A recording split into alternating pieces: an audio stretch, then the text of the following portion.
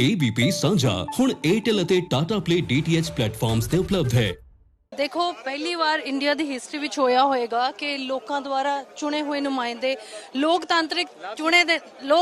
ਤਰੀਕੇ ਦੇ ਨਾਲ ਚੁਣੀ ਹੋਈ ਸਰਕਾਰ ਕਹਿ ਰਹੀ ਹੈ ਕਿ ਸਾਨੂੰ ਸੈਸ਼ਨ ਦੇ ਵਿੱਚ ਸੈਸ਼ਨ ਲਾਉਣ ਦਿੱਤਾ ਜਾਏ ਔਰ ਗਵਰਨਰ ਸਾਹਿਬ ਪਹਿਲਾਂ ਪਰਮਿਸ਼ਨ ਦੇ ਕੇ ਉਸ ਤੋਂ ਬਾਅਦ ਯੂ ਟਰਨ ਲੈ ਜਾਂਦੇ ਨੇ। ਸੋ ਕਿਤੇ ਨਾ ਕਿਤੇ ਇਹ ਲੋਕਤੰਤਰ ਦਾ ਕਾਣ ਹੈ ਔਰ ਬੀਜੇਪੀ ਔਰ ਕਾਂਗਰਸ ਜਿਹੜੇ ਪਰਦੇ ਦੇ ਪਿੱਛੇ ਇਕੱਠੇ ਖੇਡ ਰਹੇ ਸੀਗੇ ਉਹਨਾਂ ਦਾ ਜਿਹੜਾ ਗੱਠਜੋੜ ਹੈ ਉਹ ਬਹੁਤ ਖੁੱਲ ਕੇ ਸਾਹਮਣੇ ਆਇਆ ਹੈ। ਪਹਿਲਾਂ ਇੱਕ ਸਮਾਜ ਸੇਵਾ ਚ ਸੀ, ਹੁਣ ਸਿਆਸਤ ਚ ਆ ਕੇ ਸਿਆਸਤਾਂ ਸਮਝ ਲੱਗ ਰਹੀਆਂ ਨੇ ਕਿਉਂਕਿ ਨਾਲ ਲਾਭ ਜੀ ਨੇ ਵੀ ਜਿਹੜੇ ਇੱਕ ਆਮ ਵਰਕਰ ਦੇ ਤੌਰ ਤੇ ਕੰਮ ਕਰ ਰਹੇ ਸੀ, ਤੁਸੀਂ ਇੱਕ ਸਮਾਜ ਸੇਵੀ ਦੇ ਤੌਰ ਤੇ ਕੰਮ ਕਰ ਰਹੇ ਸੀ, ਹੁਣ ਰਾਜਨੀਤੀ ਚ ਆ ਗਏ ਹੋ ਤਾਂ ਰਾਜਨੀਤੀ 'ਚ ਖੇਡਾਂ ਕਿਹੜੀਆਂ ਚੱਲਦੀਆਂ ਨੇ ਉਹ ਦਿਮਾਗ 'ਚ ਆ ਰਹੀਆਂ ਨੇ ਹੁਣ? ਨਹੀਂ ਦੇਖੋ, ਅਸੀਂ ਨਾ ਤਾਂ ਖੇਡਾਂ ਖੇਡਣ ਆਏ ਆ, ਅਸੀਂ ਤਾਂ ਉਲਟਾ ਜਿਹੜੀਆਂ ਖੇਡਾਂ ਖੇਡੀਆਂ ਜਾ ਰਹੀਆਂ ਸੀ ਉਹਦਾ ਪਰਦਾ ਫਾਸ਼ ਕਰਨ ਆਏ ਆ ਔਰ ਕਰ ਰਹੇ ਆ ਔਰ ਰਾਜਨੀਤੀ ਬਦਲਣ ਆਏ ਸੀ। ਪਹਿਲੇ ਦਿਨ ਤੋਂ ਹੀ ਕਹਿ ਰਹੇ ਸੀ ਕਿ ਅਸੀਂ ਉਸ ਰਾਜਨੀਤੀ ਦਾ ਹਿੱਸਾ ਨਹੀਂ ਬਣਾਂਗੇ, ਅਸੀਂ ਰਾਜਨੀਤੀ ਬਦਲਣ ਆਏ ਆ, ਸੋ ਬਦਲ ਰਹੇ ਆ। ਦੇਖੋ ਪਹਿਲੀ ਵਾਰ ਇੰਡੀਆ ਦੀ ਹਿਸਟਰੀ ਵਿੱਚ ਹੋਇਆ ਹੋਏਗਾ ਕਿ ਲੋਕਾਂ ਦੁਆਰਾ ਚੁਣੇ ਹੋਏ ਨੁਮਾਇੰਦੇ ਲੋਕਤਾਂਤਰਿਕ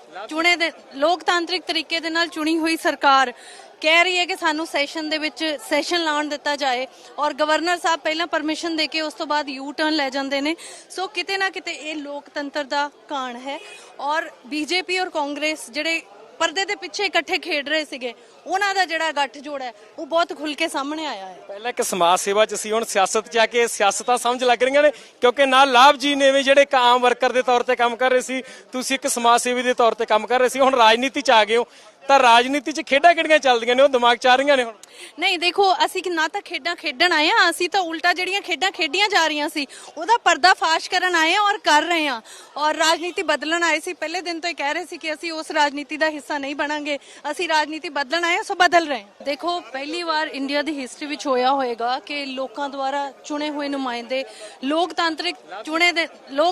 ਤਰੀਕੇ ਦੇ ਨਾਲ ਚੁਣੀ ਹੋਈ ਸਰਕਾਰ